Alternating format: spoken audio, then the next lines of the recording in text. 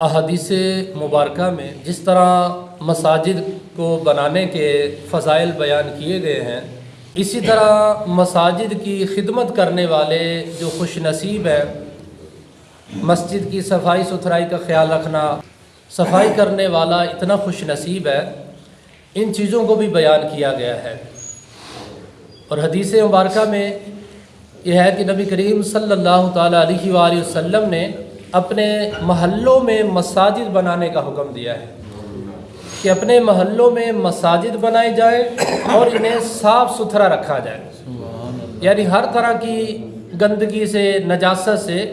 مساجد کو بچایا جائے، کیونکہ ہر مسلمان غیر مسجد میں جب آتا ہے تو جس طرح انسان اپنے حوالے سے کوشش کرتا ہے کہ میرے صاف ستھرے کپڑے ہوں، صاف ستھری ٹوپی ہو، صاف ستھرا بدن ہو، تو میں ایک اچھی حالت میں اللہ تعالیٰ کے گھر میں جاؤں، اچھی حالت میں مسجد میں جاؤں۔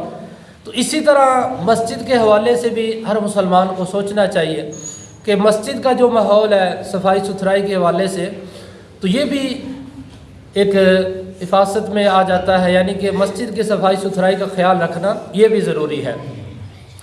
حدیث مبارکہ میں ہے، نبی کریم صلی اللہ تعالیٰ علیہ وآلہ وسلم نے ارشاد فرمایا